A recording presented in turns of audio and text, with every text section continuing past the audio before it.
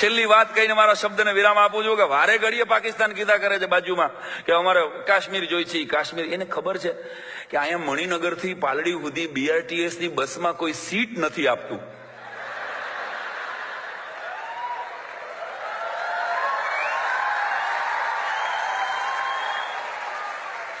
શ્રેયાંશભાઈ અને કાશ્મીર આપે આને વારે ઘડીએ કાશ્મીર આપો કાશ્મીર આપો. બિચારાઓને ખબર જ નથી પાકિસ્તાનમાં જેટલા ટોટલ ઘર છે ને એટલા તો અહીં સુલભ શૌચાલય છે. રે આખું જેટલું ટોટલ બજેટ છે ને પાકિસ્તાનનું એટલા તો જીઓના સિમ કાર્ડ વેચાય છે. સિરિયસલી કહું છું, એના આખા દેશમાં પાકિસ્તાનમાં જેટલું તેલ ખાવામાં વપરાય છે ને, અતુલ પંડ્યાનો અમારો મિત્રનો કલ્પના છે કે આખા પાકિસ્તાનમાં જેટલું તેલ ખાવામાં વપરાય છે ને એથી વધારે તેલ તો દર શનિવારે હનુમાનજી ઉપર હિન્દુસ્તાનમાં ચડાવવામાં આવે છે. ઈ દેશના આપણે વારસદારો છીએ સાહેબ.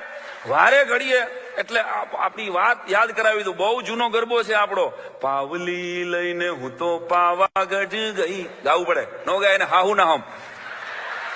છેલ્લી કડી આપણે કઈ સંગીતની જરૂર નહીં. હાલો એક સાથે, પાવલી લઈને હું તો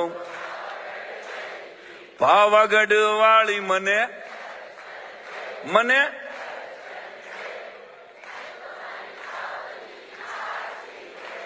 સરસ. આટલું સરસ આવડે છે તો અહીં હું ધક્કો ખાધો.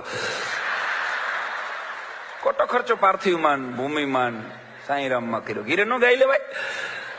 પણ આ કવિતા માત્ર માતાજીની નથી દોસ્ત. પાવલી લઈને હું પાવાગઢ ગઈ હતી, પાવાગઢ વાળી મને દર્શન દે, ત્યાં સુધી આ ગરબો છે. પણ જે છેલ્લી લીટી છે ને કે નહીં તો મારી પાવલી પાછી દે, આ ઈ ગુજરાતી પ્રજા જે માતાજી પાસેથી પાવલી પાછી માગી લે. આનું ડેરિંગ તો જો યાર. માતાજી પાસેથી પાવલી માગી લે પાછી. ઈ ગુજરાતી પ્રજાના મૂળ અને કુળના વડાપ્રધાન નરેન્દ્રભાઈ મોદી પાસેથી પાકિસ્તાન ને કાશ્મીર જોઈ છે.